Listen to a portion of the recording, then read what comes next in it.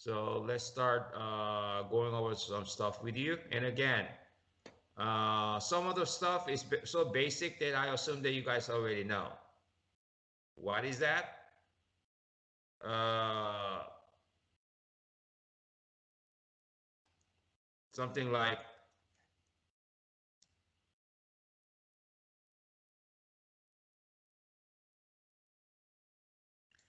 subject and verb agreement. What does that mean? I am a boy, right? We have a very basic sentence there. What's the subject in that sentence? I am a boy. I, right? What's the verb? Am, right? Another sentence. You are a girl. What's the subject? You. What's the verb? Are, right? But obviously, we're not going to say, I are a boy, right? Because it doesn't work that way. You have to say, I am a boy. That's what I mean by subject and verb. Very basic. Your job is to recognize the subject and the verb, but it's not going to be something like I are a boy. But concept is the same, right? So you got to know what the subject is, what the verb is, and only thing that prevent you from sort of like recognizing that is that whenever you read a sentence, you'll be sort of like so focused on trying to find the meaning of the sentence or the passage that you forget where the subject is or where the verb is. Well, what you need to do is to focus on those things because you're actually taking the test to answer the questions that College Board want you to figure out, rather than understanding the actual passage. So it's not about, it's even with the reading questions that we discussed last week, that it's not about like actually being able to translate what you already know from reading the passage into seeking the answer. It's all about figuring out what the question is asking and you find the most efficient way to get the answer that way, right? So that's basically what I'm going to do. But in terms of the makeup of the writing questions, right? And again, I'm going to, I guess, like upload some of the stuff to you eventually before the summer. But I'm still working on this like manuscript, and I don't want to like give you guys like something that is like unfinished. So I will hold on to this. But I'll be sending you something now before I forget, right? So that you could download it, and then I guess like more than half of you should already have this, right? Because like I always use this stuff to begin and all that. Anyhow, where was it? Writing.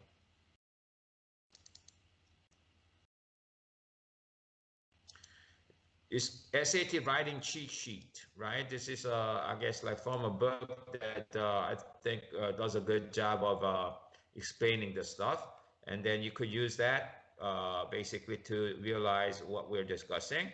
But I'm going to explain to you what that actually is. But makeup of the test is like this.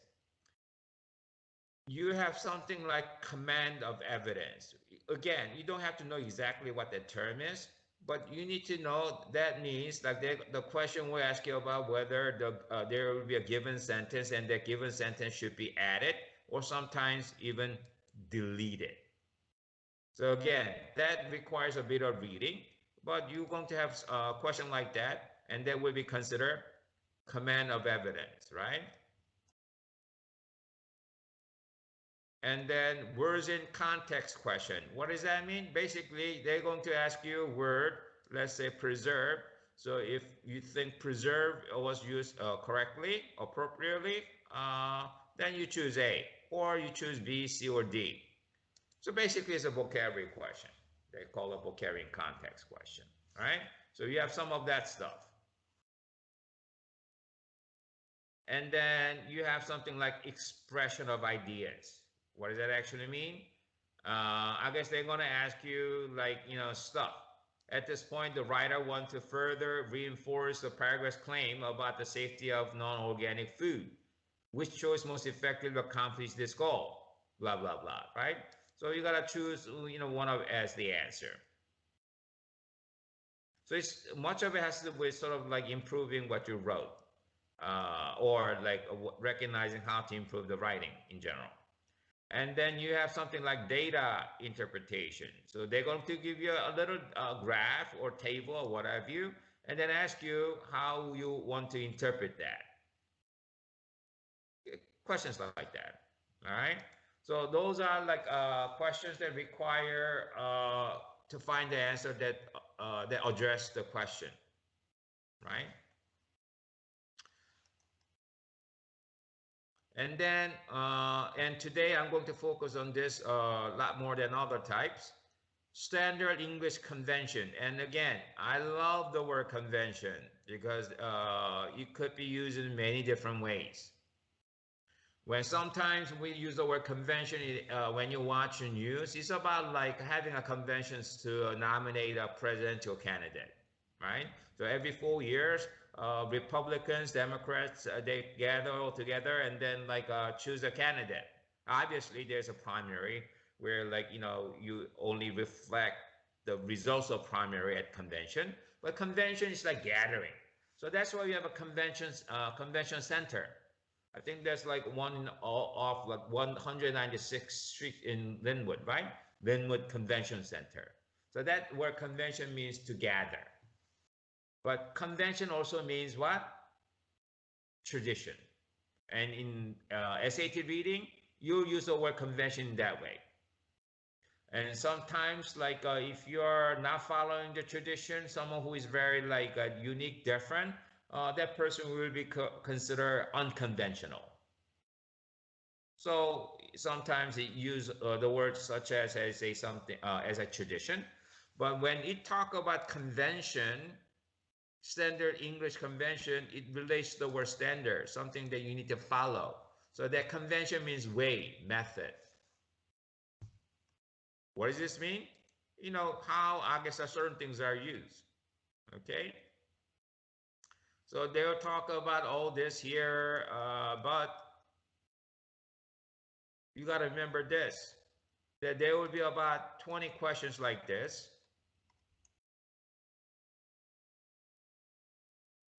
And there will be obviously 24 questions. It's kind of stupid to scroll all the way up. But there will be about 24 questions that falls under expression of ideas. And then you could talk about command of evidence and all that, right? And then just give you the sample. This is the very first test that we're giving out, or the second test that we're giving out as a form of PSAT. And then again, standard convention, roughly 20. Words in context, about 10. Expression of ideas, about 6. Command of evidence, 6. Graph, about 2 questions. And then literally College Board Practice Test 1, meaning like the one of those like practice tests that was published by College Board. Again, College Board is actual company that published the SAT, creates the SAT and administers the SAT, right? It's roughly the same. Okay, why am I showing this? The standard English convention, like 20 questions, right? If you just follow what I'm going to cover this today, you should be able to get at least 15 out of 20 questions right, just right off the bat. You don't get to do that because for a couple of things. You still lack that fundamental grammar that you should cover. And if you lack that, we'll actually provide, information and know-how to attain that, right? And it will start in the summer. If I consistently see stuff that you get wrong, and I realize that that's like based on not knowing grammar, yeah, then I'll guess we'll provide extra help. But if you do fairly decently at school, there's no reason why you're lacking any grammatical knowledge. most time you fail to get the right answer on this standard English convention type of question is because you're too busy reading that you're not really recognizing what's essential, what is asking, and then just make a silly mistake. That should be something that you need to deal with. Something that I guess you need to realize that once you make a mistake like that, your score will not improve. All right. So you gotta just realize this is, I mean, something that you need to get almost every single time, like 20 out of 20. If that is like, almost impossible, 18 out of 20. But if you get 10 out of 20 wrong in this type of easy question, then you're not doing yourself a favor. Words in context make up, a bulk of it. Simple. Sometimes I'm going to ask you very easy words. So if you figure out the clue for the word, you get the answer. It's something that, again, we're going to work on during the summer. But if you have a decent vocabulary, 6 out of 8, 7 out of 8 is like easily within reach. Sometimes you're gonna get it wrong because they intentionally give you a very difficult word and then intimidate you, thinking that like no one will choose an answer that he or she doesn't know the word to, right? So we'll use the reverse like psychology. I will encourage you to choose an answer if happens that you don't know a particular word, and that should be the answer. It's like about guessing, but guessing the right way. Sometimes you have no idea. Like I always say, guess consistently. And in the case, I would suggest that, C's. But whatever the ways, I guess words in context, you need to get bulk of the question right as well. And then in terms of like expression of ideas, so again, I will work a bit more in detail and more organized way to deal with this stuff because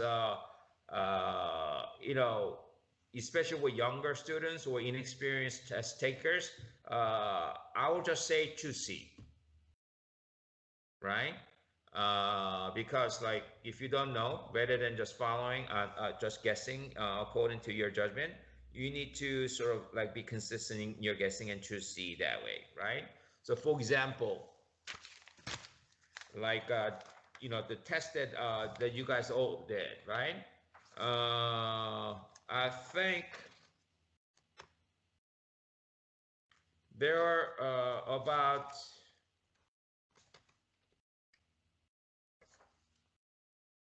13 questions that we consider both expression of ideas, comment of evidence, and graph, right? So that's roughly right? And then out of 13 questions, if you happen to choose C's, no matter what, just C, you're gonna get 4 out of 13 right. Right?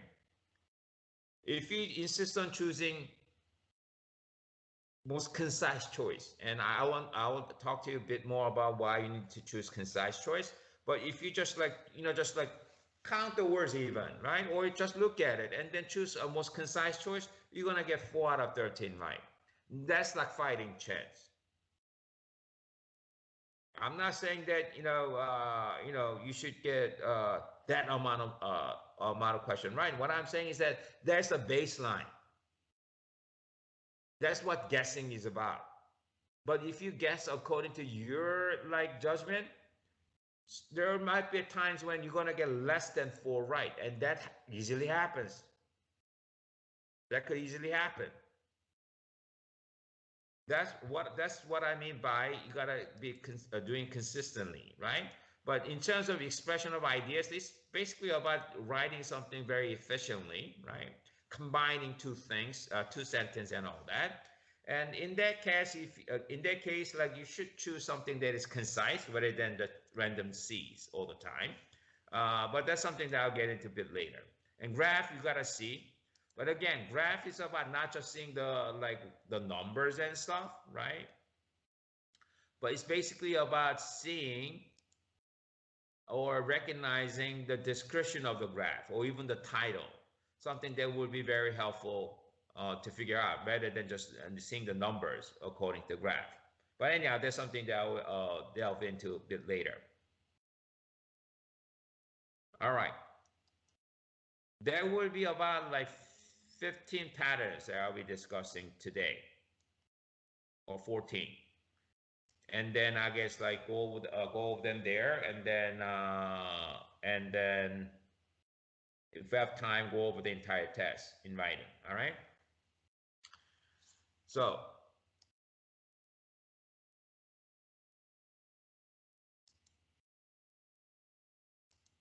what I just sent you is like a similar version. There are altogether 15 here, but I kind of cut a couple of stuff down, right? If I go through this list, you're basically going to understand what this is about.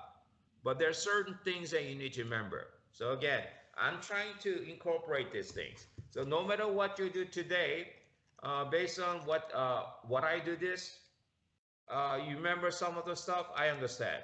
I mean, if you don't remember some of the stuff, I do understand. But no matter what you do, whether it's going to be Rachel, Lena, or, okay, I guess like it happens like only two of you are just totally new to this, right? But most of you are already familiar with this stuff.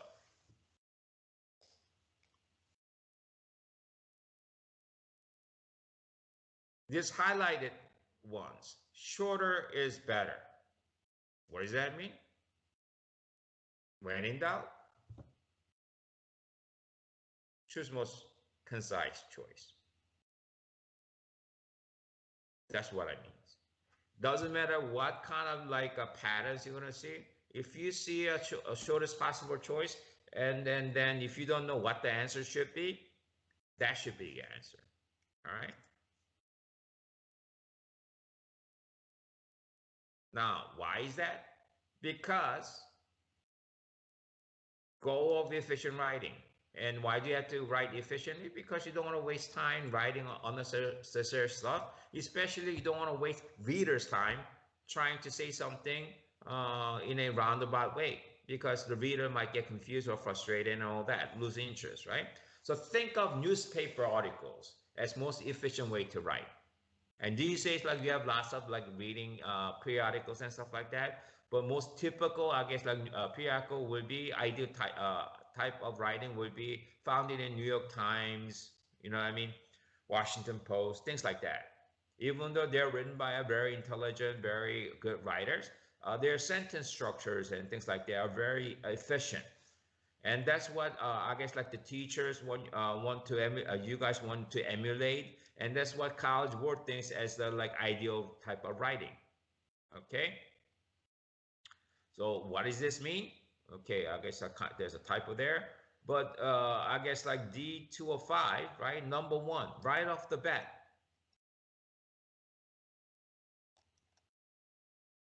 Actually, I want to open another file.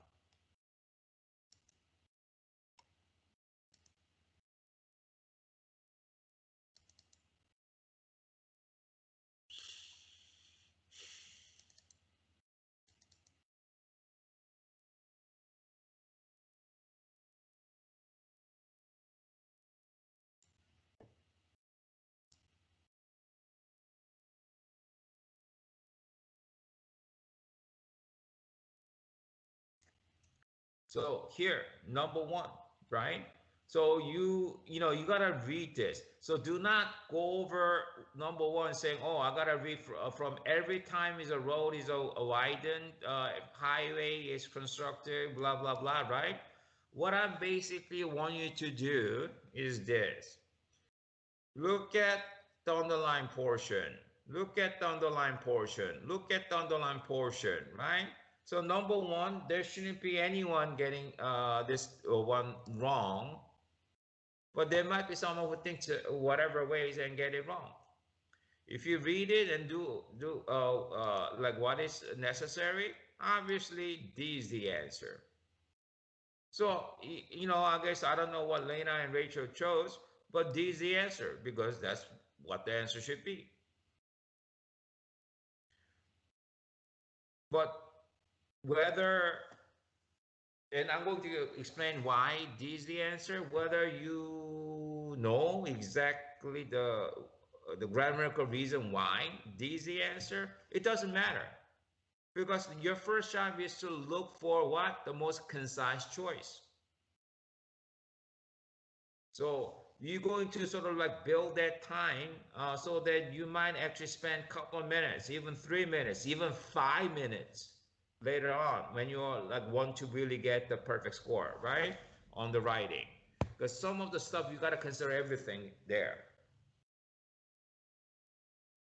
Rarely like people will be running out of time in writing tests, but there might be someone who are very super cautious and then sometimes lag time, run out of time later.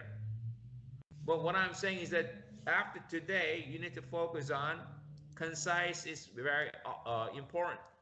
So again, there will be questions that I'll be going over from a test that I guess Lena took, I guess like a couple of weeks ago, right? It's an ACT test, but it doesn't matter whether it's ACT or SAT. So again, when I say SAT, whatever like concept that I talk about in terms of dealing with the SAT test, it does apply to ACT, unless like I say otherwise. So just assume that SAT and ACT, just consider them like synonymous, like same thing. Anyhow, you have a lot more questions that consider be concise, but yeah, 1, 9, 15, 42, 23. So what I'm basically going to say is that there's no way that you should have gotten 1, 9, 15, 42, 43 wrong after today. Because I already told you that should be a choice. Look for most concise choice, right? All right, now, why is it number 1 A?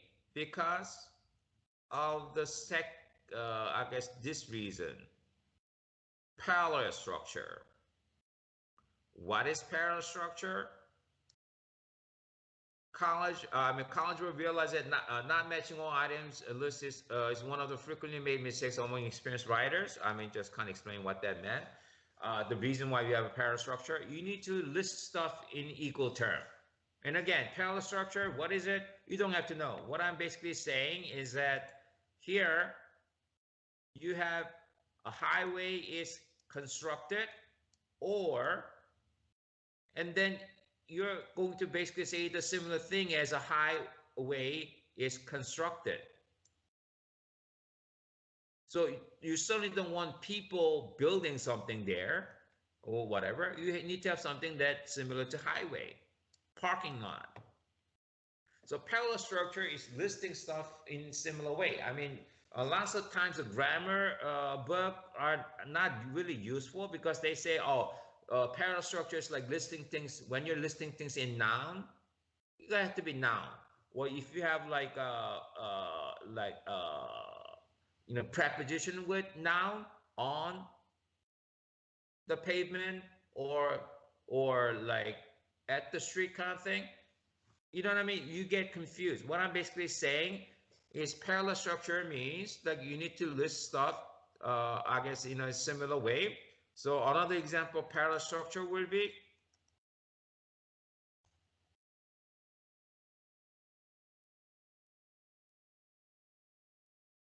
question 20.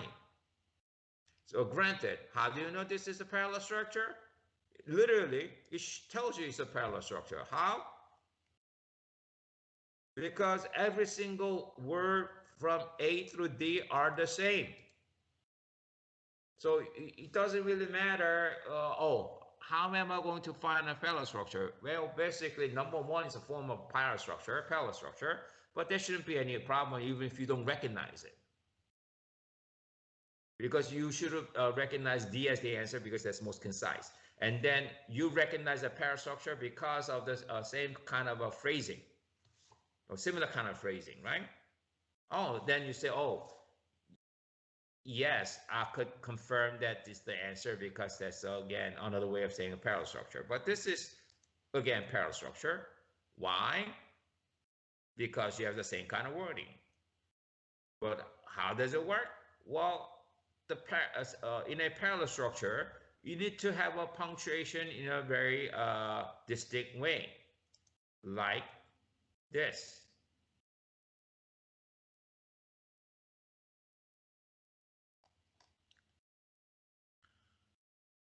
You gotta list stuff.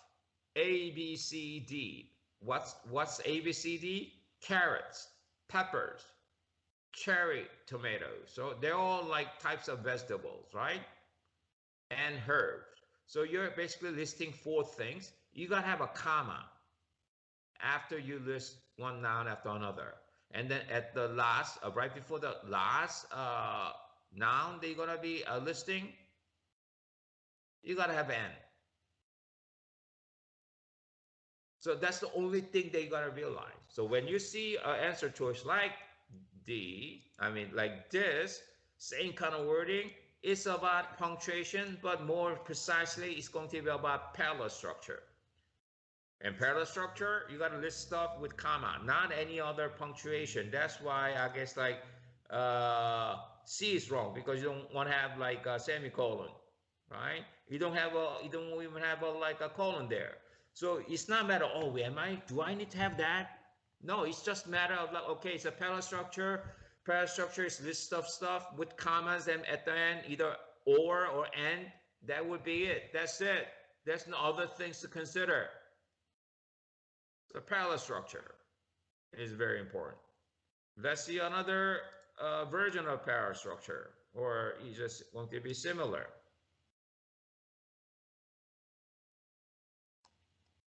Yes, it's a different version of a parallel structure, right? How do you know this is a parallel structure? Well, again, almost the same, right? Wording, right? But how does it construct a parallel structure? Well, now you got to understand this. Not only, right? Not only A, but also B. He's not only smart, but also nice, right? We only, we use that a lot. So when you have not only, you got to follow through with but also. Or you could make it easier. When you see also here, you got to assume that should be the answer. And then you could confirm that that should be the answer, because it should be not only somewhere mentioned in the beginning or before the underlying portion, right? And if you do, you could confirm that you got to have not only, but also. All right.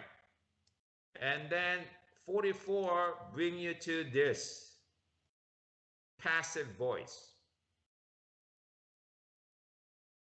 What is passive voice?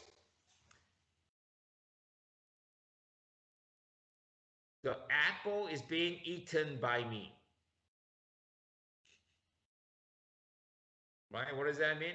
I'm eating an apple. Okay, eating the apple. Or so basically, active voice means like subject taking the action. I'm eating an apple. Passive is like an apple is being eaten by me. Why do you not want to use passive voice most cases? Because it's longer. And again, whole goal of the SAT writing is to recognize most concise way to, or most efficient way to write stuff, right? And that's what you need to do ultimately anyhow, right? So passive voice tend to be wrong according to the College Board. Tends to be, right? Sometimes there's exception when the subject really needs to be like an object of something, right? Like mountain. You want to emphasize the word mountain there, but mountain will not take action, right? So if you insist on having to use the subject that needs must be the subject of the sentence, yes, it has to be passive, but not I or me. I mean, me could be just as be I, right? A person. So that's why. But anyhow, being, and that's what I mean by this cheat sheet here. Being wrong. Meaning, whenever you see an answer choice that has the word being, that's wrong.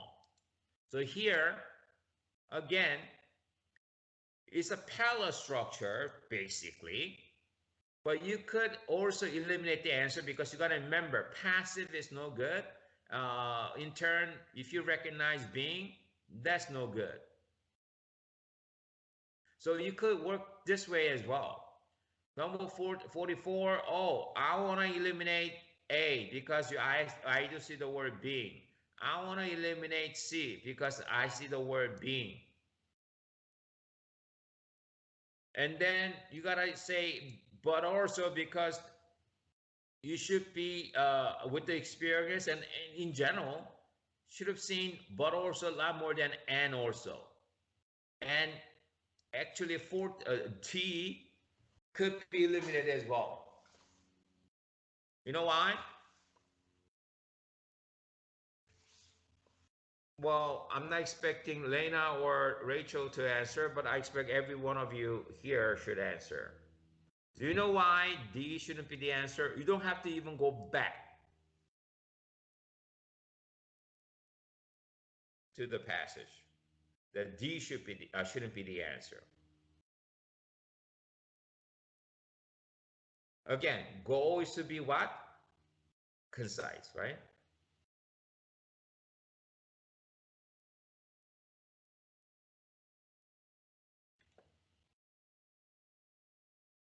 Redundancy. Sometimes conciseness, like choosing the shortest choice, that means like you're avoiding avoiding stuff that is repeated, unnecessarily repeated. So redundancy basically means that you're saying the same thing in different ways, and that's big no-no. 44 is typical of a redundancy, right? But 43 is also redundancy. And again, 43, it could also consider concise. Why? Because if you eliminate the entire underlying portion, then you're making the writing concise, right?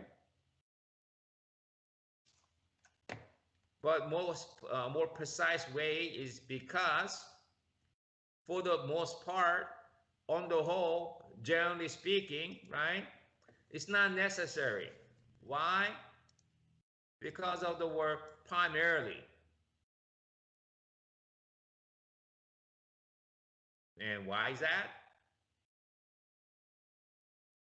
Because primarily means mainly, chiefly, principally. So this word basically expressing this idea, for most part, on the whole, generally speaking. Do you understand? So redundancy is also something that you got to consider. But it's kind of interconnected this way. So when I say, I guess like D should be eliminated, because also mean and. So you don't need to say and also. I mean, you could say it certainly when you're speaking something to emphasize it, but in writing, that's big no-no because it's redundant. So I just showed you why 44B is the answer. And that's the process I go through. Whenever I am, in a way, preparing to go over a new test that I haven't covered in class, right? So what I do with the totally new test that I'm going to cover in class, I'll just take about 17 minutes, 18 minutes, right? And answer the question. And my aim is to get about 3/4 right. So out of 44 questions, my aim is to get about 33 questions right. which overall I am able to do, right? For example, this test that you guys that did, and this test was super easy because I guess it kind of fits into what I was talking about. So I was able to do this test in 10 minutes and 23 seconds. And I was able to get 37 right and 7 wrong. Obviously, I've been doing this since you guys were born, before you guys were born. So, I mean, you know, I have the advantage, right? But I want you to see or realize that answer choice doesn't lie on reading this portion in context of the entire sentence. Yes, there are questions like that. But in this test, only 7 were like that actually require reading. 37 questions you could easily do without actually understanding the passage. And that's, you know why that's possible? Because of the structure of the test. Think about this. Convention is how many? 20. Words in context, how many? About 30. Words in context means like you just figure out, you know, what the word mean in that context, so you don't have to understand the entire flow. Again, I'm going to show you how to do that, but that's basically what is needed.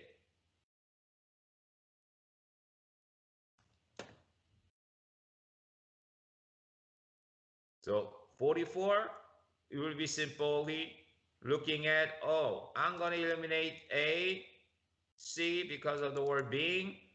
Okay, what do I have left? B also, but also, and also, definitely B, but also, because that's idiomatic expression. And if you have something else in D, right? It wasn't but also, but you have something like and also, like something that is redundant, you eliminate that. That's what you have to see, all right? So we are basically covering concise choice, right? And again, I could show you tons. I could literally, I guess, like I have listed way too many questions, but think of all these questions. There are 75, I guess, like questions in ACT. 1, 2, 3, 4, 5, 6, 7, 8, 9, 10, 11, 12. So I guess like 12 out of 75 questions, you would take about 12 seconds to do, because it takes about a second to recognize the most concise choice there.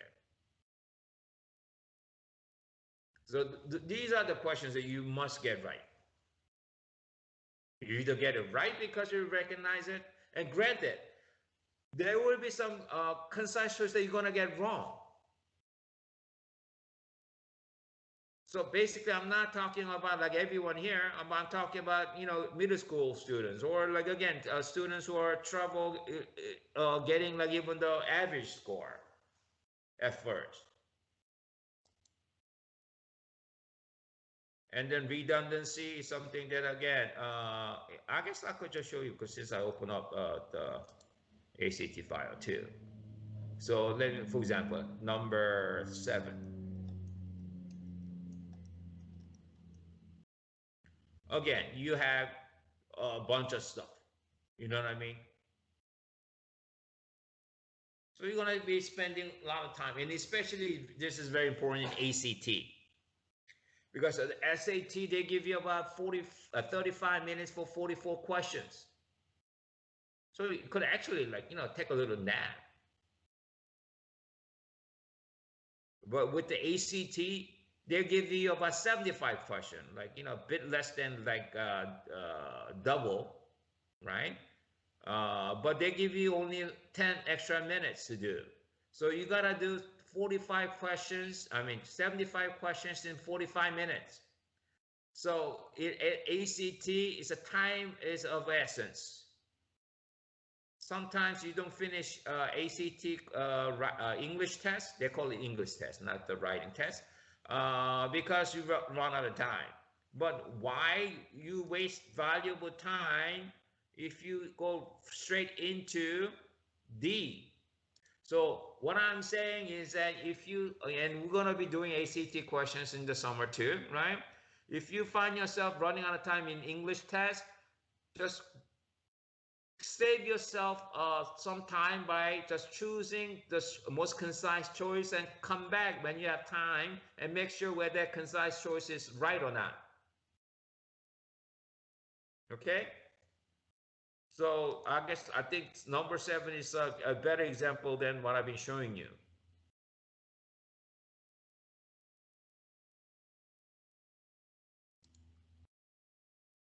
Again, number 12. And this is again better reason. Concise choice, what does that mean? J. I mean F.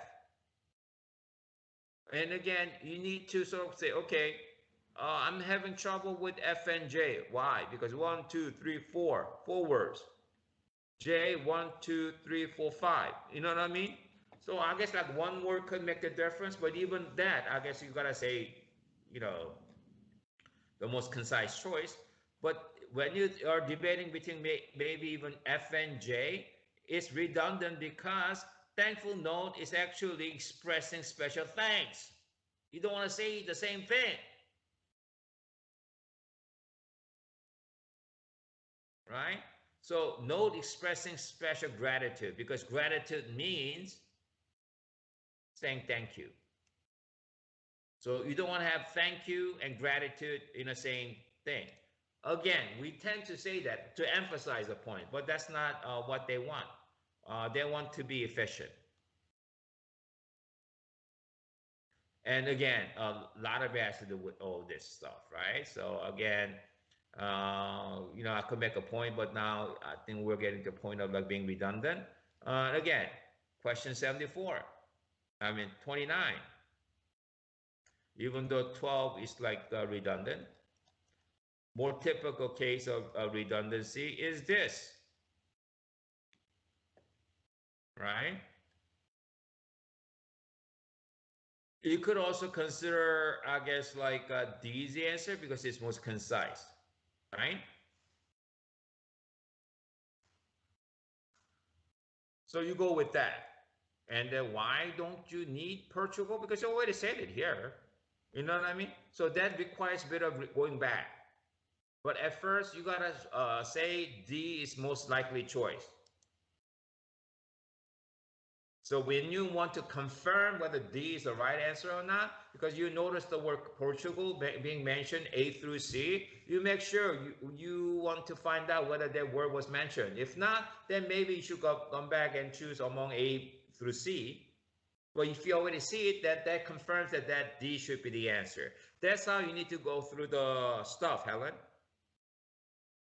I'm saying it to you because I know like you want to be thorough and try to get every single question right, but that's your mental process. Everyone's mental process. All right. Subject and verb agreement. Subject and verb agreement. What does that mean? I think I told you, right? That you need to find a subject and verb. But sometimes that's kind of hard in the SAT. So I guess number 7.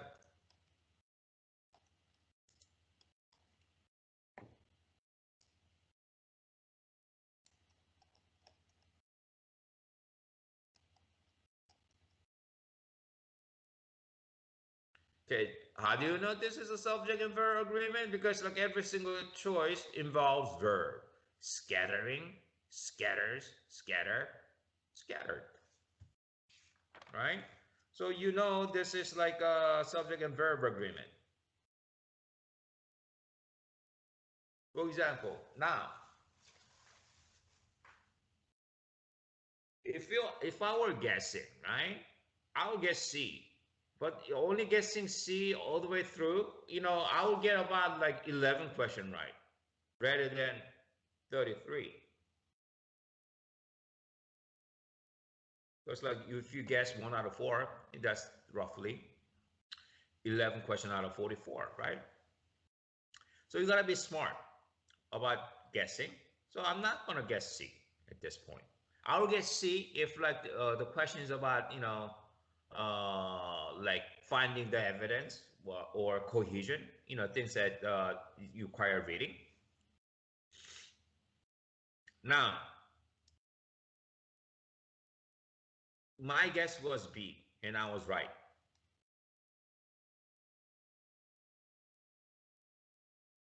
My guess was B, and I was right. And then, can anyone tell me why I would have guessed B among A through D?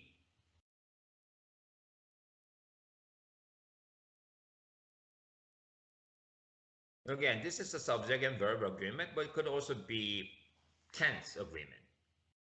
Right? Tense means like whether you're going to use the verb in a past tense, present tense, or future tense. Right? So tense. And this is also involves whether it's going to be scatters, because both are present tense. But what's the difference between scatters and scatter? One obviously has S at the end, and the other not. What makes the difference? Because I guess like plural verb is scatter. Plural, a singular verb is scatters. So I guess like in order to distinguish between the singular and plural verb, you gotta just like think opposite to referring to singular noun as a plural noun, right? Because like in noun, with nouns, you need to put S at the end to indicate it's a plural. You know what I mean? But with the verb, reverse, opposite is true, right? It's just simple grammar. And everyone say, you don't say he say that. You gotta say he says that, right? So you already know. Because he is a singular subject pronoun. So you gotta say he says something. Well, you don't say they says that. Because they is a plural. So you have to say they say that. You get the idea? You already know that. That's singular verb, plural verb kind of thing. Only makes it difficult because you got to read in the context, right? The reason why I chose B, right? The reason why I chose B is because in most cases, we tend to use verb in a present tense rather than past or the future tense. I mean, in most cases, whenever we write, we tend to think about or describe stuff that is in present. And also, when you learn to write something about a novel, like an essay about something, right? Your teacher will probably tell you, you gotta like state the fact in a present tense. Even though what happened, like if you describe something in sequence, yes, obviously you need to involve tense, like past and present and all that. But in general, you're taught to write or actually write things in present tense. And SAT passage or ACT passage is no different. They're not different than what we usually write. So you tend to see a lot of verb used in present tense. So if I have to guess, when I realize it's a tense question, I'll tend to choose an answer that is present. Simple as that. And in terms of like a singular subject or plural subject, again, chances are you tend to use singular subject. In turn, ACT or SAT passage will use singular subject more often than not. So if I place my bet, I'll place my bet on B because it's singular, present tense. I know I will get 3 out of 4 times right.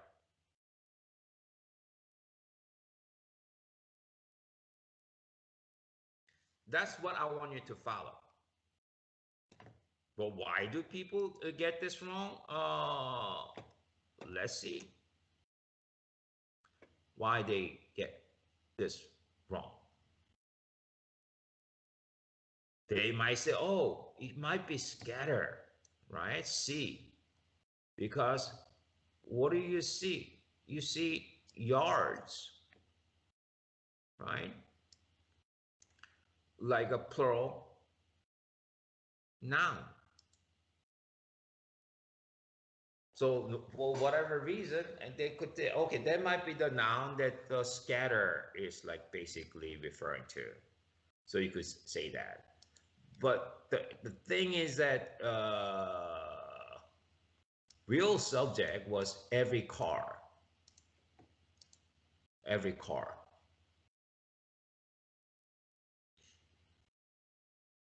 And it also should realize produces.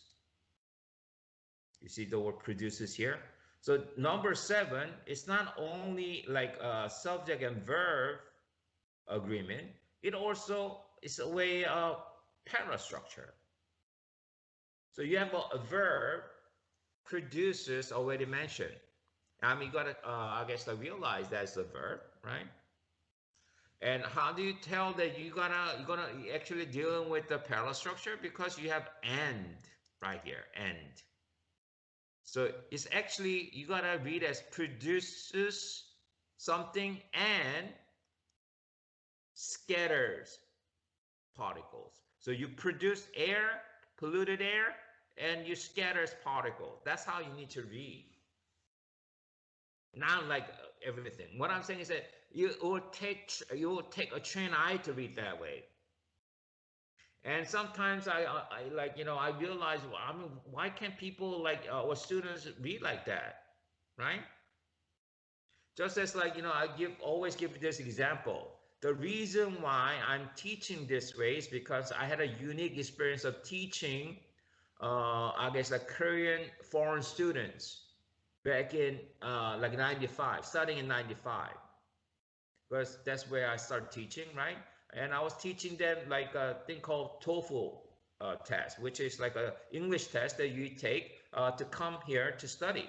So some of your parents might have took that test called TOEFL if they graduated from college in Korea and came here to get advanced degrees, right? Like master's degrees and PhD degrees.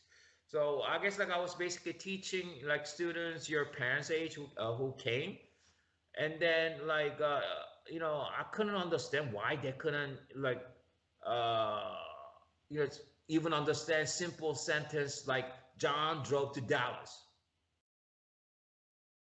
right? John drove to Dallas, and one of the answer choice might be John went to a dollar store, because like dollars and dollar, I mean, it sounds kind of similar, you know what I mean? And the other choice might be like John bought a car in Dallas. What I'm basically saying is that you need to like distinguish the sound, and then for the life of me, it's kind of really strange to have students cannot understand very simple like 3-4 word sentence or even hear that. And then I married my wife who majored in English, supposedly one of the top school for language in Korea, right? So I guess like she must be really good at English, good in English. But what she's good at is grammar. Something that I is very useful for me, because like she could explain to me why certain grammar works and certain things don't, right? But even now, I guess like she has trouble like hearing or distinguishing certain sounds.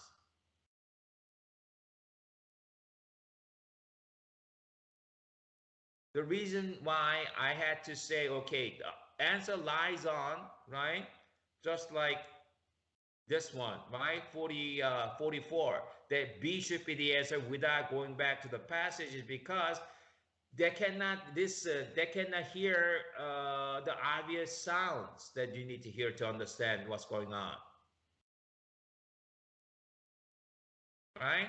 And then, like, I got frustrated, like, with teaching you guys your ability, because I realized, okay, how do I go over the B's answer? Because very simple, you got to recognize this, that, and then choose a B. That's the good reader. So I guess, like, someone who is a really good reader, they could recognize that. But it takes time. Was I like that, like, in high school? No. But I became one like that. I became a good reader. Why? Because I spent 5 years reading a whole lot of stuff. And then I guess, like, in college, like, amount of, like, materials you have to cover in freshman year, and then, like, a senior year is vastly different. Let's say they give you 20-page, like, a chapter to read uh, as a freshman, which is increased work amount, load compared to high school. But when you're, like, in a senior class, and then also I was taking a lot of graduate classes when I was a senior or even junior, right? And then you're required to read a book in a class, not a chapter. But when you're taking 3 classes or 4 classes, that means you got to read 3 or 4 books. And who has the time to do that? So what do you need to do? You learn to skip for important information, important details and stuff like that. And so you don't even have to read everything to get an idea what the book is about.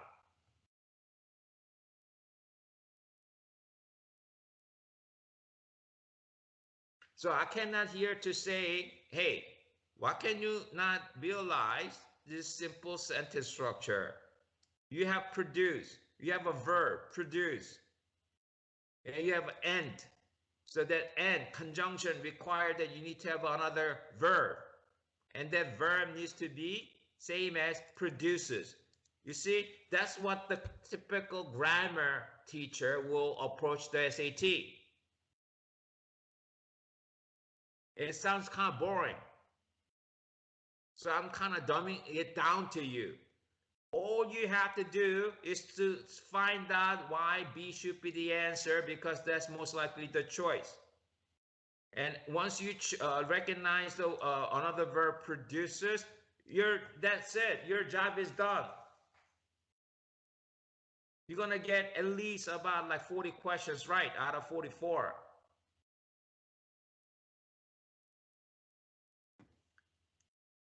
That's what we're doing here. All right. So subject and verb agreement. Yes, there are more other complicated stuff to think about, but that is it. Let's take a look at ACT example. ACT example here. Okay. Now this one, you don't even have to go back to it. They literally underline subject and verb for you. Subject could be either creators or creator, or are or is. Guess what? Number 9, C. That's why I get upset, because, like, you don't know what the hell is like going on. You gotta choose C, right? So there's the most elementary, basic way of approaching stuff. And why does it have to be C? Think about it. I just told you. Most likely, answer should be singular subject, singular verb.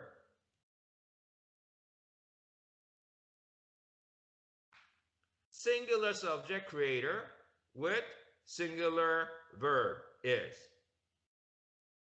But a lot of times people will say, oh, sculptures, sculptures. You see plural now in front of a verb. Oh, that should be a match. That's why that question is difficult. If you started out with the notion that it should be singular first, unless otherwise, right? You're not going to get tricked into finding something, right? So this one, again, why is it? Because the real subject is not sculpture, but the creator. Why? Because you have of. What does that matter? Because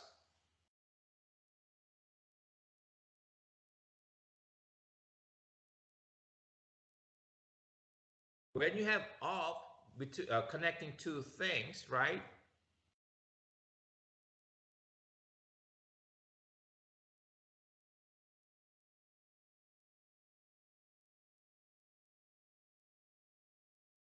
Jacob's son is Joseph, right? The subject is son, right? Jacob's son is Joseph. But you could also say, son of Jacob is Joseph.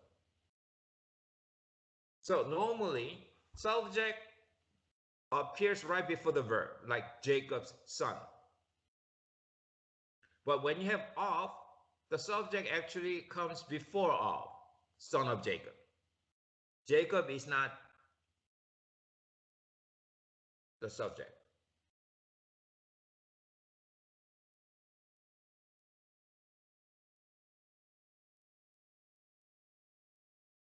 That's what I mean. So when you have of, so again, we're getting into grammar, something that you got to know. But what I'm basically saying is that assume that if you have a plural noun, and again, this isn't the first time for most of you here. I guess obviously first time for Rachel and Lena, but not most of you here. When you have a plural noun right here and a verb here, these will normally not match. This would. The very first, the verb, the noun before that. So again, if both of them, the nouns before the verb are plural, I guess it has to be plural, but most often this will be the essence of the ACT and SAT questions, that they're going to try to fool you with plural noun in front of a verb and think that you need to have a plural verb because that's a basic grammar that we know. But you got to realize the subject probably going to be singular, right? So right there, it's a very simple but very complicated reason why you gotta just assume the singular verb when in doubt and look for that. Or you could also say, if you see noun right before the verb, like in this underlined portion, you're gonna be very suspicious. All right? So that's like what you need to see, subject and verb agreement. 47.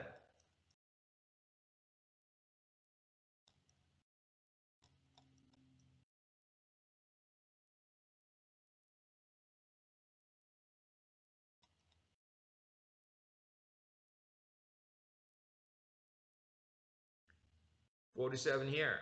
Again, you have a subject and verb agreement. You think should be has, because it's a New Hampshire, because it's a singular. Now, New Hampshire, right? So you might think, oh, it might be C or even D because earns, right? Earns.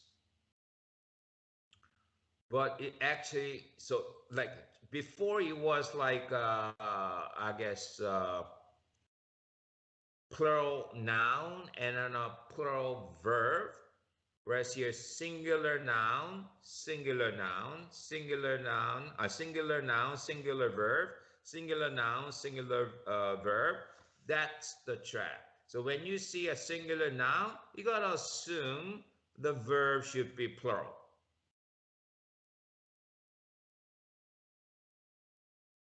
Because the subject was conditions.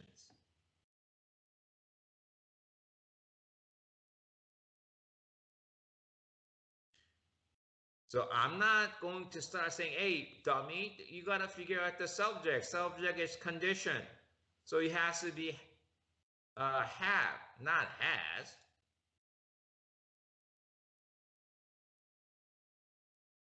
But what I'm saying is that, hey, look at this relationship. You have a singular noun. So most likely the verb need to be plural because that's how ACT and SAT work.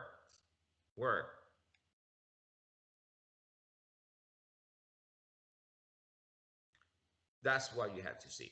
All right. All right. Tense agreement. What does that mean?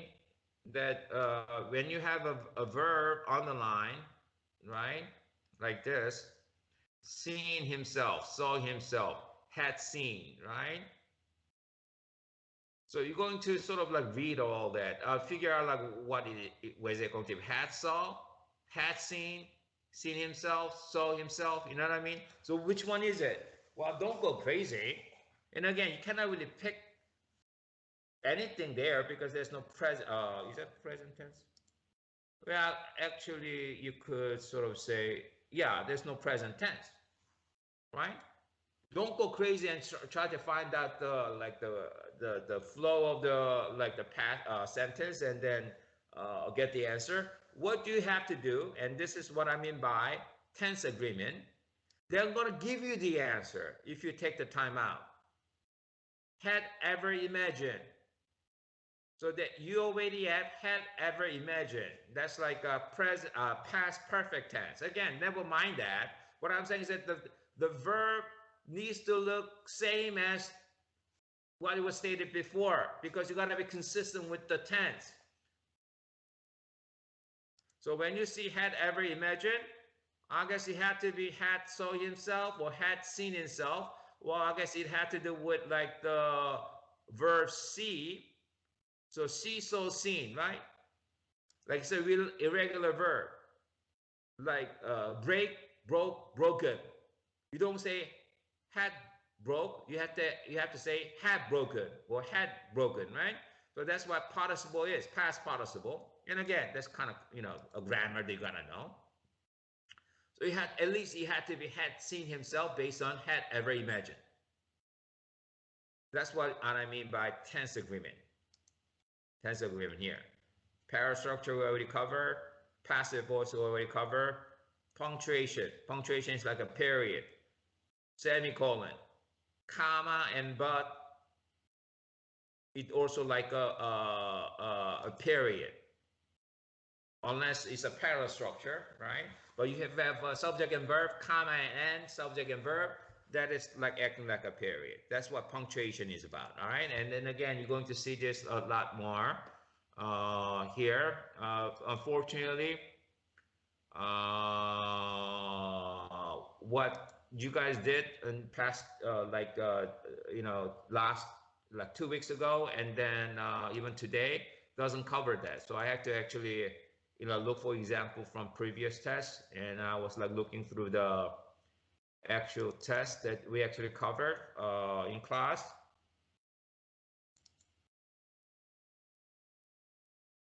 And it's fairly important. And sometimes like, difficult question could be answered this way. So I'm gonna have you guys like look at this. 36.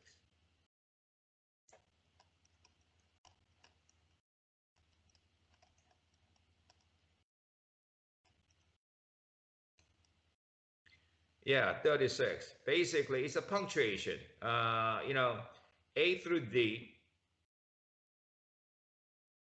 And some of you might choose like D because again, I will say that like having no punctuation sometimes is like ideal, but not with the word however. However, it's like I guess like needs to have like a couple of comma before and after.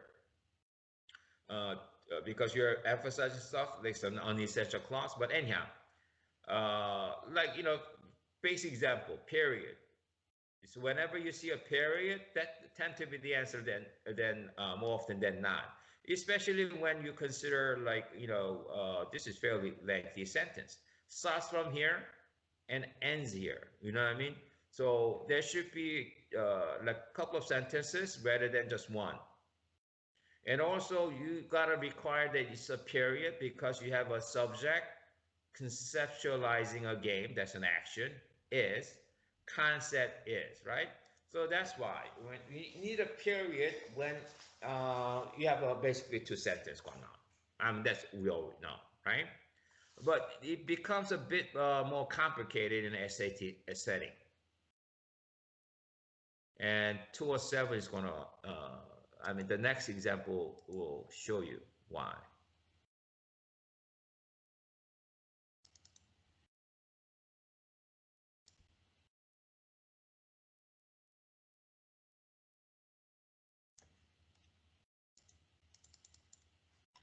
All right. And this is very important. Again, you need to, realize what you need to have. It's a punctuation, basically, right? And then you also have to realize if you have an if clause, you're giving a condition to a reason for some sort of action or result, right? So if blah, blah, blah, so you got to have a subject and verb. You got to have a comma and say then subject and verb. So that's why D is the answer. That's again, it's a grammar that you should already know. But what I'm going to point out is this. Remember, punctuation is something that will be tested on. And then basically, period, semicolon especially. Period and semicolon, right? And this is in a very difficult question. So this is very important to remember. In a SAT question, period and semicolon, even though they are different, they're used in different ways, the College Board will never ask you the difference between period and semicolon, and when you're supposed to use period and when you need to use semicolon. Why is that important? Because you could do this. You could eliminate A and D. I'm sorry, B. You could eliminate A and B because one is a period, one is a semicolon. And basically works the same. So if you have two choices that sound similar in reading, you eliminate them. The same thing. For the purpose of taking the ACT and SAT, if you see period and semicolon like this, eliminate. You're gonna get a lot more questions right that way than wrong. It's not foolproof, but it's a very important way to get some of the tough questions right. So 16, I guess it's a process of elimination again. Then you gotta say, okay, you have a subject, employee, fine, it is. So you gotta have some sort of punctuation. No punctuation wouldn't work. That's what I mean by punctuation. And non-essential clause is again, I guess appears especially a lot in a ACT questions. So what's non-essential? Something that is not important as a main part of the sentence. Therefore, you want to notify that. How do you notify that? By having a comma or dash in between. So question 16 in the ACT test, this is how it should look like. I think this 16 and 17 is a perfect example. You need to assume that this is possibly a non-essential clause because you have like choices with comma here and there, no comma here. But whenever you have pair of comma like this, C, G in this case is the answer. So when you have like commas involved, assume that it might be a non-essential clause, right?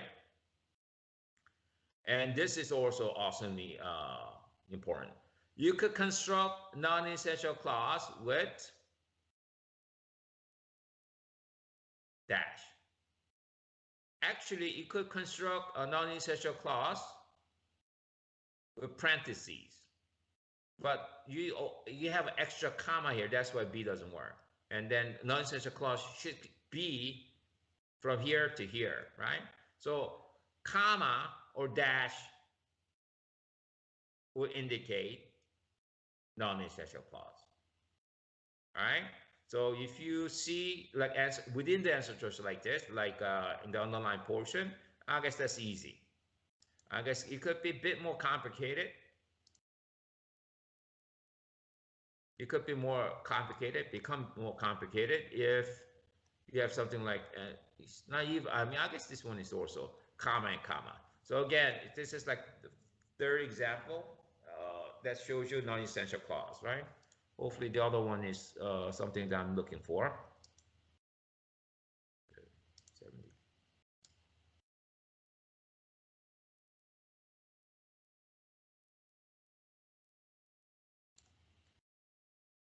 Yeah, this one. Here, okay, you have McCoy recognizing blah, blah, blah. So you have a comma here. You have a comma here. I guess so most likely you want to say this because it might be concise. Definitely, right? So before you conclude that J should be the answer, and frankly, when I'm in a hurry, right, I might choose D. Or if I want to take time out, I would look for this. Rather than reading everything, I'll look for another comma. You have a comma here. This comma and this comma will create a non-essential clause in between.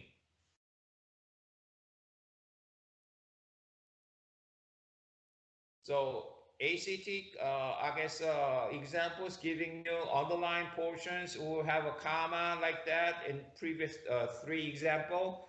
That is non-essential clause. And also non-essential clause could work this way, having a comma in the underlying portion.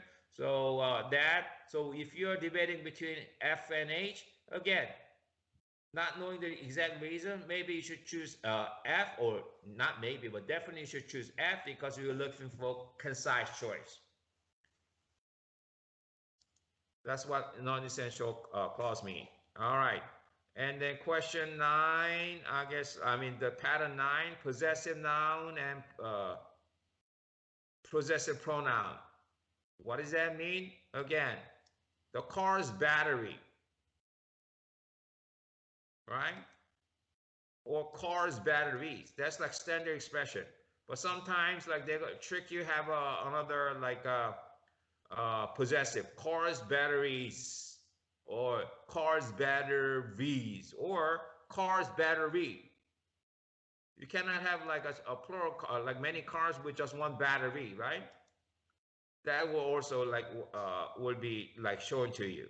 But those are like possessive noun. And then what is it meant to be possessive pronoun? Well, it's and their. These are possessive pronouns, right? But they will oftentimes have answer choices like it's with apostrophe s or re. They're simply abbreviation of it is or they are. But it doesn't matter. Sometimes they could be the answer, right? Maybe 1 out of 4 times. But 3 out of 4 times, if you see one of these, it's and there, that should be the answer. What if you see it's and there? A says it's, B says there. What should be the answer if you don't know? Singular triumphs over plural. So you choose it's if you don't know the answer for sure. So let's take a look at from the test you guys did.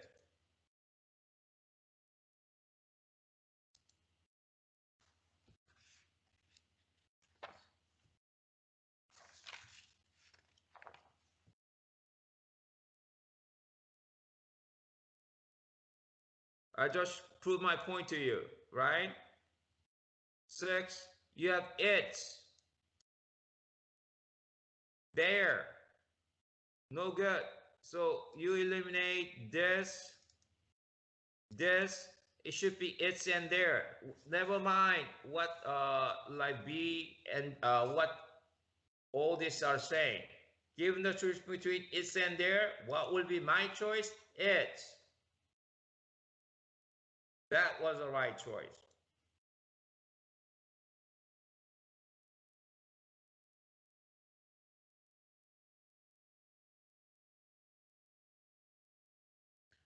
Why is that? Because it refers to every car doing its lifetime on the road, every car. So I guess if you like go back, it could be pounds or like even weights, but actually this is kind of complicated sentence because subject came after the possessive pronoun. But if you just follow the pattern, the likely what will be most likely the choice, you get the answer. All right. All right. So that was example there, and maybe there was another example. 32.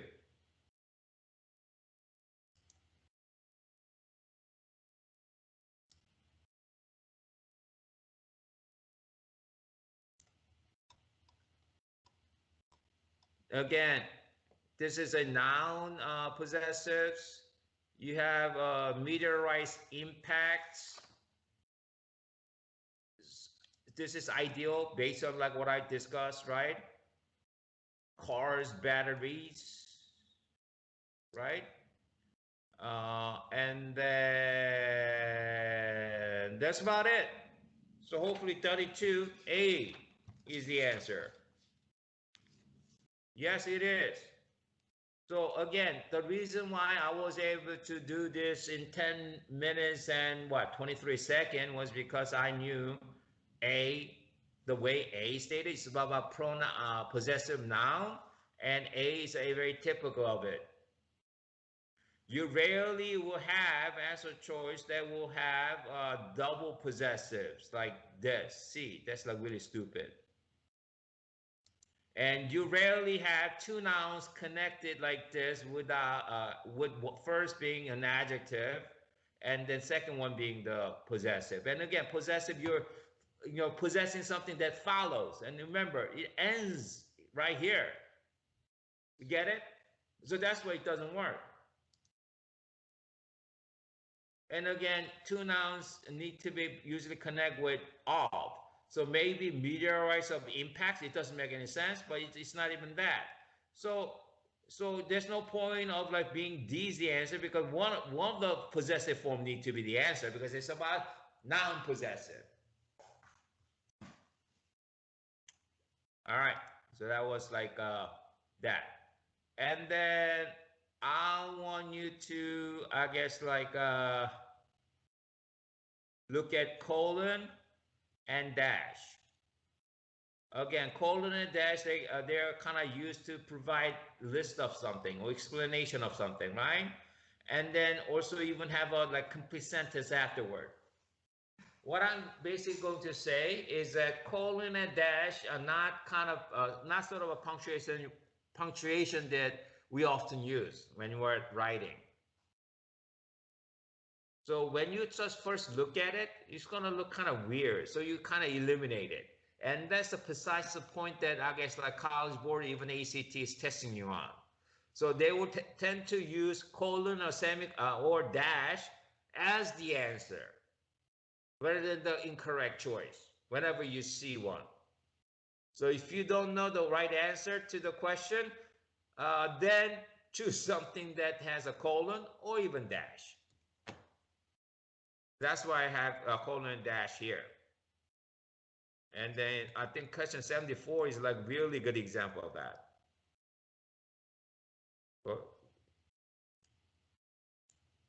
51.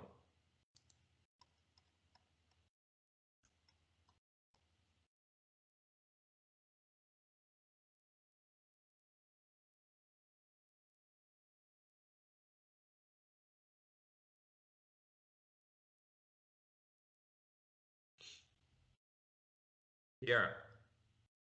Okay, so we have like a bunch of options. We have like a colon here, right? Colon here. And then we have a dash here. And then we have a semicolon here. We have a comma here, right? This is what I mean. It's kind of difficult. So what I would suggest you is that, okay, I see dash, that might be it. Or even a colon, that might be it. Not C.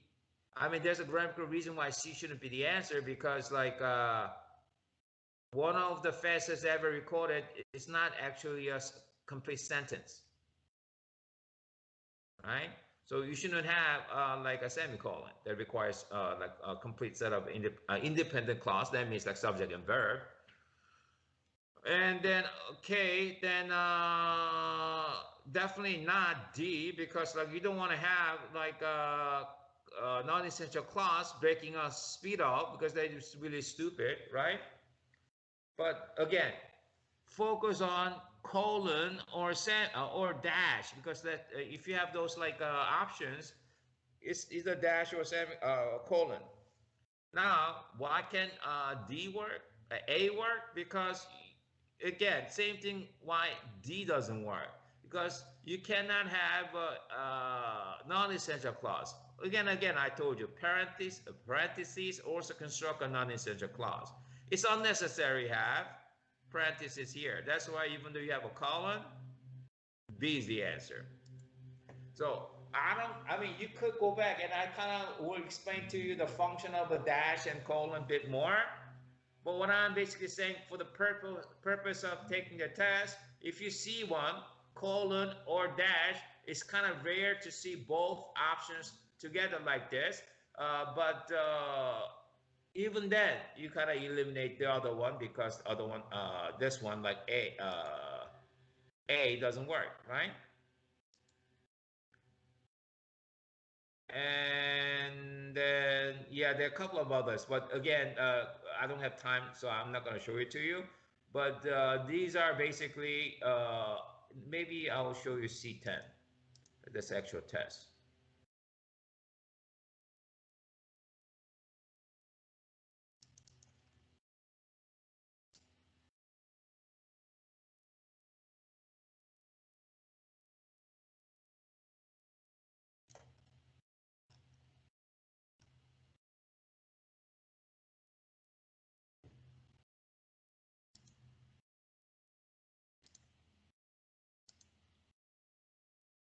Okay, so 30, I'll show you 39 first. And again, here is a punctuation. You have a set, and then this is very important too. You have a semicolon here, period here. You eliminate that, like I told you before. Semicolon and period, according to College Board or the SAT, ACT, eyes, they kind of function the same. So you right off the bat, you eliminate those two. And then given the I guess choice between comma and dash, I mean, again, never mind going back to the passage. If you just see comma and dash, the answer should be dash, because that's most likely, because the reason being that you'll see that as kind of weird.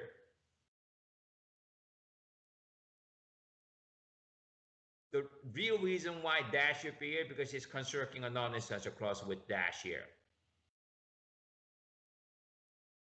What I'm training you guys to do is to recognize the choice that will most likely be the answer, given the pattern, given the tendency of the College Board and ACT.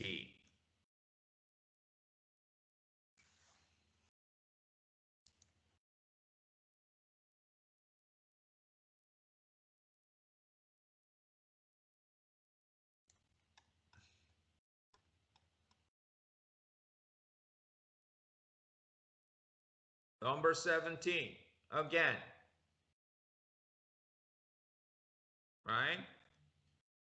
Remember, like we had like a dash and a colon. The other time, colon was the answer. Here, I guess the dash was the answer.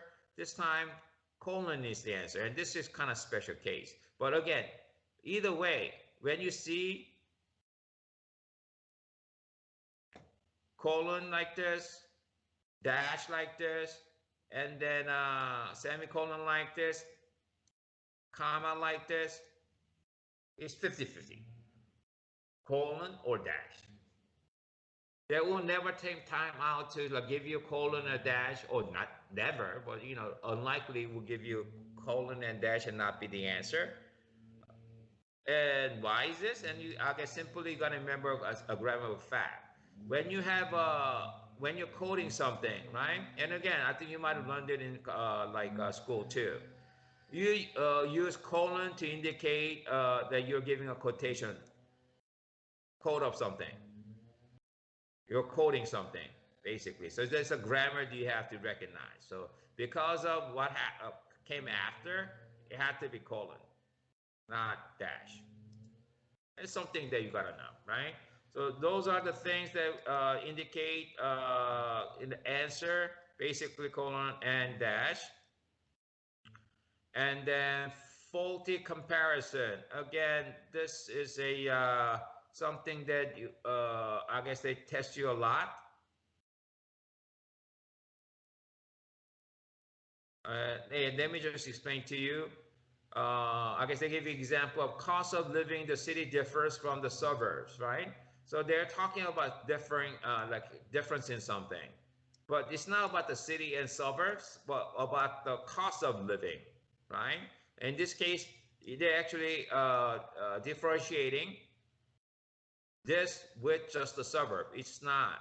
So you have to say cost of living in the city differs from that of, right?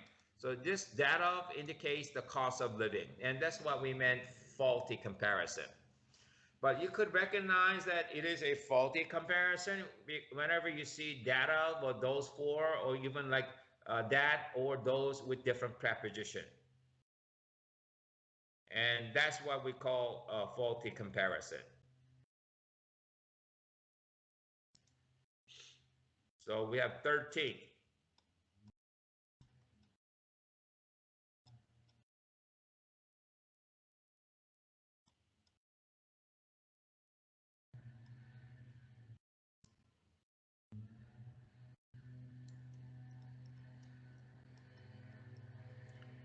Here.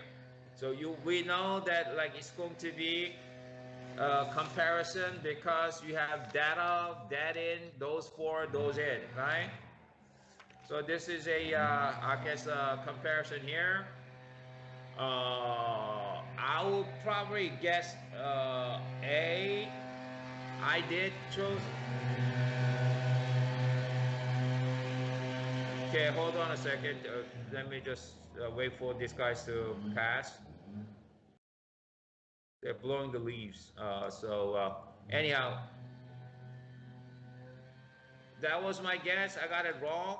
But the second guess I did was data because, you know, actually data was wrong. It was those four. Why? Because it talked about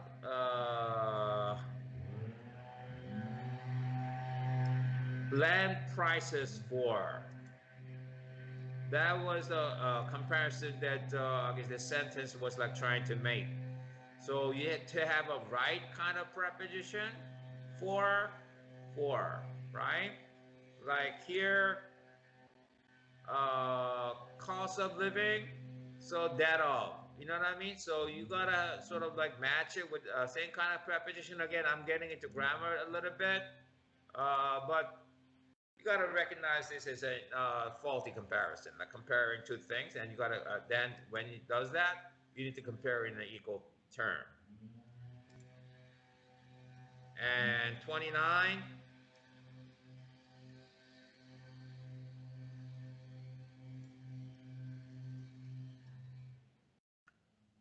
Again, we know that this is a comparison because it talk about that of, those of. And then again, they often make a comparison by saying better than, right? So again, that's the indication, right? So we need to figure out what they're actually comparing. And then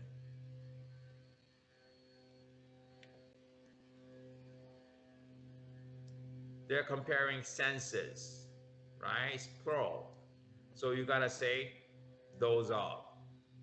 So that's faulty comparison. 12, never mind that. 13, I guess easily confused word. We have a couple of examples from the ACT.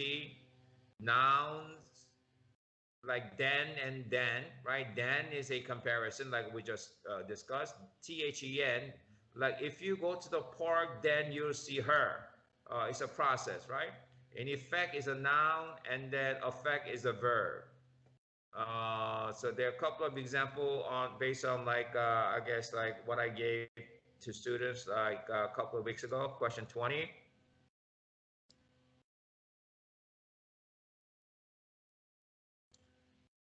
Yeah. So again, all you have to figure out is like, is that going to be THEN or THAN? It's a easily confused word kind of thing.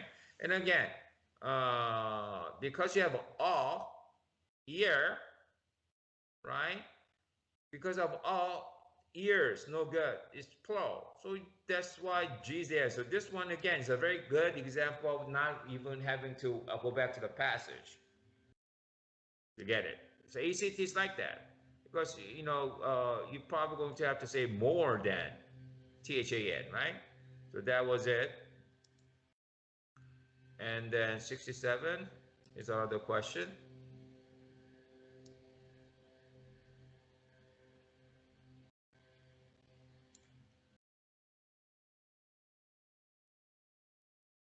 Mm, 67 is not the question, so I guess I'll skip that. All right. Okay. Was it 67? No.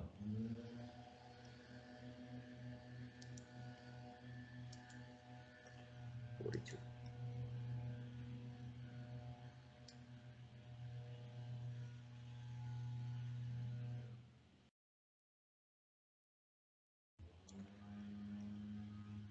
Yeah, again, famous example would be affect, effect, and affect.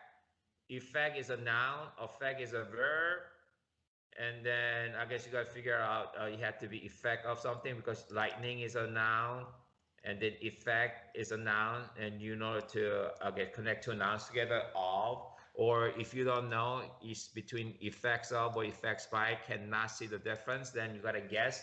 And again, when you guess, see.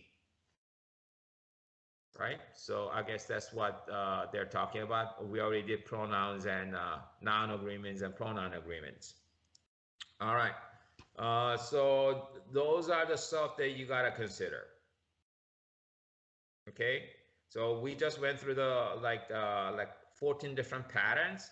These things are basically what you have to remember to get at least 15 out of 20 questions right to start with, and then move closer to getting every single convention English convention questions correct, right? Standard English convention questions correct. All right, let's take a brief 5-minute break, and then I'll finish off like what we had you guys to do in the morning or last Saturday. Okay.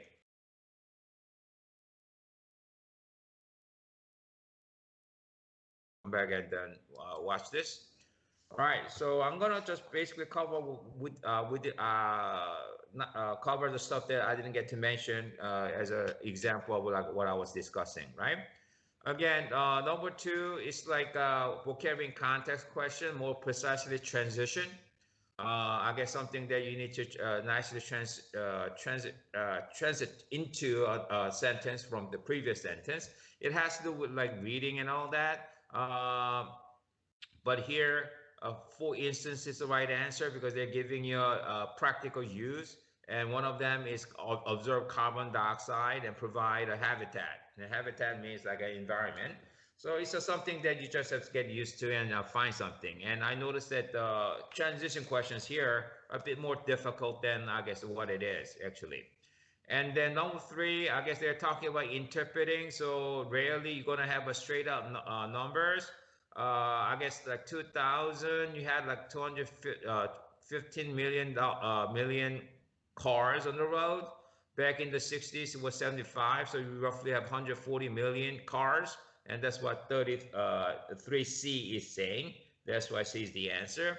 And then number 4, again, you got to look at the graph. I know like most of you might have chosen A. If you got this wrong, it should be C, because I guess the difference between the gap actually between the cars and the bike began to widen before 2000. You see this gap here? So I guess you basically have to say C. And again, when you're debating between A and C, just choose C if you're not really sure about it. All right, and then number 5, they're talking about, again, polluted air are generated, produces waste. So basically, this first sentence has to be about pollution. And that's why B is the answer. And again, this one has to do with reading, not like recognizing the simple pattern. So if you didn't quite understand that, maybe C should be the answer. If not, this is what you have to do. And then we did a couple of questions here. And then number 8, again, it's a transition. So how do you want to say it? I guess it's making an emphasis of cost significantly less to construct. And then they're talking about like building roads for cars is a lot more. You know what I mean? So it's actually emphasizing that point. So that's why A is the answer. Again, these things, we need to sort of realize that sometimes this is like involves actual reading and knowing what you're doing, not just like following the pattern. So if you find like number 8 is kind of hard, I understand that, but that's what you have to do, reading those things. But you shouldn't choose the answer because you feel like that would be it. You know what I mean? All right, I think we kind of went over number 9 because what you have to do is like find something that is most concise. And then same thing happens. Again, sometimes concise choice could also be, could work. And it talks about most effectively set up the example. So I guess it's a matter of like writing right here. And then they're talking about arranging an employee discount, basically like costing less money to, I guess, like buy the bikes and giving you financial incentive. So that discount relates to financial incentive, if you want to connect that dot. And then again, 11 is a vocabulary in context question. Lumbering is actually think of a person walk with a lumber kind of thing, like huge log. Whereas like stampering is like stuttering, right? Wafting means like carry, and it has to do with floating and all that. So that's why you gotta say A. You gotta know the word. Flying down, and then you gotta draw opposite too. That's why lumbering. And again, believe it or not, the actual test is easier to handle. Another word choice question or word in context question, right? I guess like you have a different phrasing than what I discussed before, but same thing. You need to sort of like search for something. Search for what? Land to grow food. So you have to be scouring. Okay, and scrubbing is like scrubbing a floor, right? And you gotta notice the word furnishing. It's not the answer here, but furnish is to provide something, to give something. So it's a word that they could use in different contexts. We already did 13. 14 is a tense question. And again, in a tense question, you need to sort of like have a consistency. You have are. C is the answer. And then I guess some of you might say, oh, maybe delete it. But if you delete it, there's no verb here until are. So that doesn't make, I guess that doesn't make sense after they might not, are. So in the beginning, you got to have a verb, were, no good, are. And again, because of this are. So again, this is what we mean tense agreement. All right. And then 15, again, concise, period will do the trick, remember? And then again, this one, you have a semicolon, but problem with this is that we have another, I guess, like end here, right? So that was a problem here. So you have to recognize the difference between B and D that way. And then 16, transition. I know the reason why I have a however highlighted, Lena and Rachel, because like most often, however could be the answer, is the answer if you see that as an option. But however and regardless means like during a contrast, and in this case it wasn't. And it's a matter of an emphasis. And also meanwhile indicate time. And it does indicate sort of time here, recent years and now. That's why B is the answer, but that was a tough one.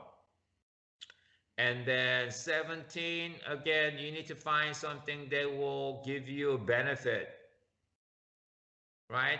That was the example they gave you. So improving air quality will be a benefit of, I guess benefit. One of them is minimizing buildings energy costs and also improving the urban core quality in a way. So, and the core basically means center. So D is the right answer. Okay, and then I guess we did 18, 19. Again, I guess you want to compare 3 million people a year has to do with serving 10,000, more than 10,000 servings, right? So you're like sort of like providing service for all this much people. So I guess it's basically a relevant detail. But again, if those of you are starting out, distract, it means like you're not really discussing the main point. And that's the trigger word, something that could easily be the answer, except that they're actually providing with specific information. So you have to sort of read it accordingly. And again, these are the stuff that I will talk about maybe next week to Lena and Rachel. But these are like a questions that actually require grammar or easy grammar. It has to do with like reading and understanding the context. And then 2021 we already did. And then again, remember the word distract. So nothing else. Choose an answer with this here if you're not really sure. Same thing with question number 22. They ask you about whether to delete or not, right? And then blur means like, I guess it makes it unclear, right? So oftentimes you don't want to say certain things because it actually make your making the main point less focused or less clear. So I guess the word blur is a trigger word.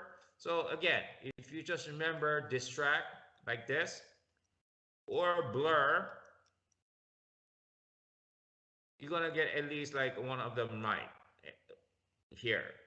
But most often, if you don't think about that, you're gonna get both questions wrong if you don't have the ability to comprehend what they're discussing. And that's the thing that I want you guys to sort of like avoid.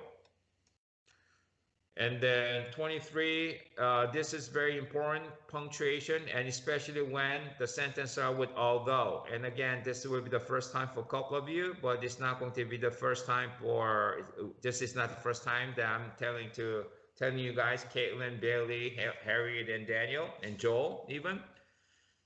You know, whenever you're asked to place a comma, and then especially the beginning of the sentence starts with although or because, or although, and this because is, I guess, most typical conjunction they start with, you need to have a comma, right? That's something they just have to remember checking. And then 24 is a parallel structure, wave, turbulence, and effects. I think I kind of covered this. And then the difference between effect and effect, right? It has to be effect there. So it's a combination of two things. Confused words, easily confused words, and parallel structure. And then 25, well, no, we didn't, but I'll give you the answer because of the subject is each. It had to be orbits. Maybe I did. This is present singular. Tends to be the answer, right? And then 26, even though he asked you which, or asking you to address the question, and this is about most logically complete the sentence, well, it has to do with range in size from tiny, so from very small to very big, mountain-sized objects, right? So that's why C is the answer.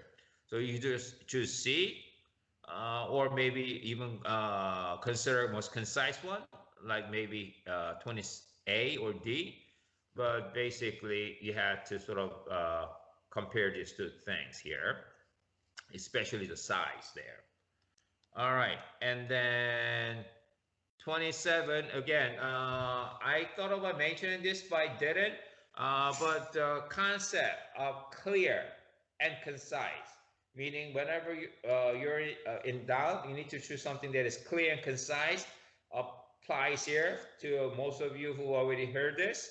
But for Lena and Rachel, again, the goal of writing is to be concise, but also clear.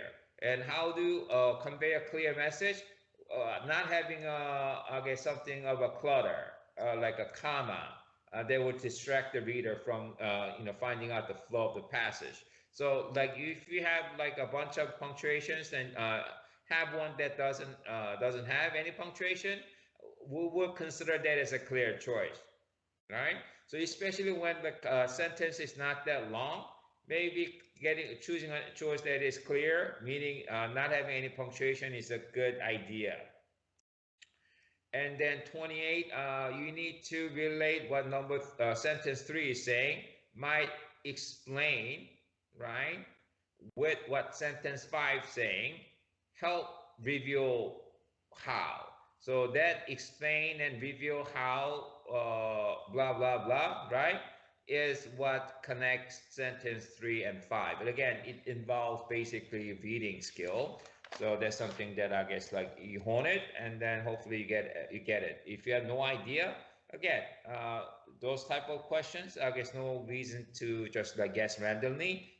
Even though it didn't work out, maybe for 28, I would have just chosen C and move on if I cannot give precise reason why the sentence 3 needs to be placed like exactly where.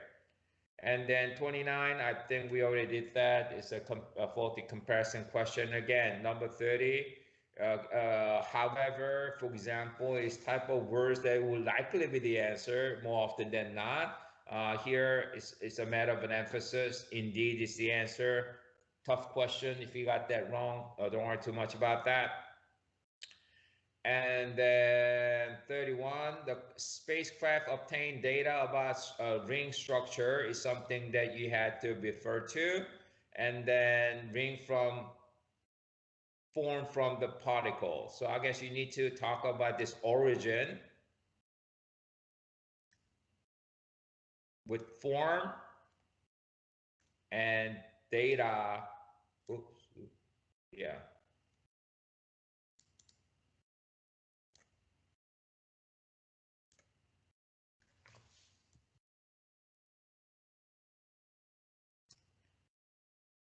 Like this. And again, you have to revert back. So 31 wasn't that, actually hard. And then 32 already did. And then 33. Again, you gotta sort of like read to understand, and then you need to understand the beginning of the sentence, paragraph. Not yet answer is how old Saturn's rings are. So I guess like you need to sort of explain the mystery, or maybe have a better understanding of the mystery. That's why C is the answer. Again, you just have to connect those dots there. Okay, and then 34 is another punctuation. again, this sentence starts with although, then you need to have a subject and verb, another subject and verb here. So in between, you got to have a comma. And redundant. This is redundant, right? This is redundant. And then I guess like dash is something of an like attractive choice, except you gotta realize this pattern, although subject and verb, comma, subject and verb. Okay, and then 35, well, I guess like I like the word example. So we had the word blurs, distracts, but also, again, I think this might be a second time for Lena, maybe even first. Whenever you see an example in answer choice, Rachel and Lena, you know, the whole idea of like trying to make readers understand what you're talking about. I mean, one of the way to understand readers what you're talking about is to provide the example, and that's what I guess like they tend to do as well. So even in the reading question, they will use the word example they use example to convey their ideas, and recognizing that indeed the authors are using examples is a key thing. So just simple fact that if you just realize you see the word example, that better be your choice, even if you're not really sure what the other ones. Finally, another transition question, like I've been telling you. However, if you see it, and especially when you don't see any other transition words that doesn't draw a contrast, I guess that must be it. And it does draw a contrast where he talk about like being there for a long time, and then he talks about modern. And then word choice for 37, soar is like rapid increase, and that's what they're talking about in the context, the demand, the continued growth, and demand will actually increase. That's why D is the answer. Again, elevate is also to increase, but like elevate one's social status, right? Like increase your status so it became higher class. That's when we use the word elevate, just like elevator, like you move up, right? But here they're talking about demand. That's why it had to be soared. All right, and then 38, which is no good because you have to refer to writers. And then here, period is no good because that means you are beginning another sentence, but many of whom actually is works as a conjunction that actually requires another verb. So this is a fragment, incomplete sentence. Whereas like D, many of them, instead of whom, will get into trouble of like having one extra verb, will, right here.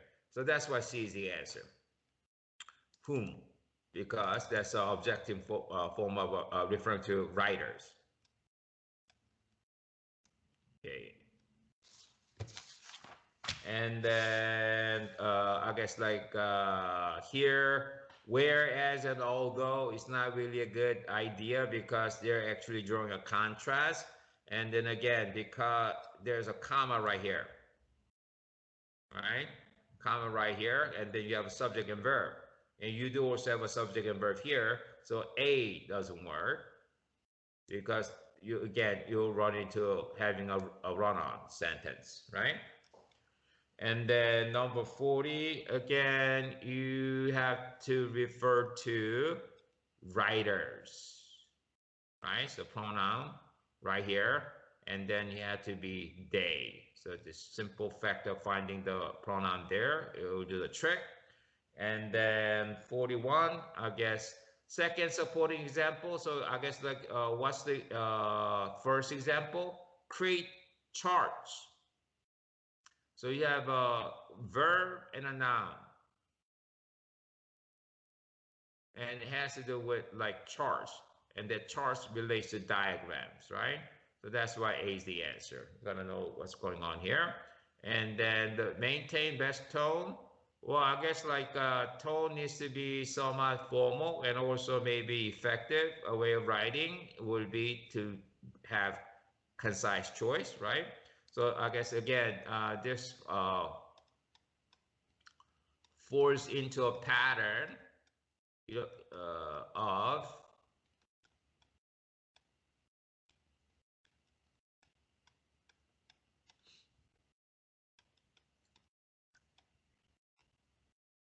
expression of ideas, right? So this type of question where like what could be like best form of writing, right?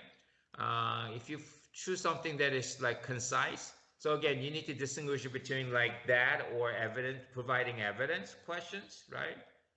Like this type, command of evidence, right? Command of evidence strictly like you can only find something that is short and then consider that as the best possible choice. But I guess expressing ideas like this, you could in a way, but you gotta know the difference. But if you have trouble distinguishing between expression of ideas and command of evidence, just choose C. But but don't get confused though, right? You know what I mean? So 42B is the answer because they're talking about expression of ideas, best way of writing. And then 43, I guess like again, I think when one over this is redundant to say all that because of the word primarily. And then 44, I think we did this as well, not only but also, right? So that's why B is the right answer. Okay, so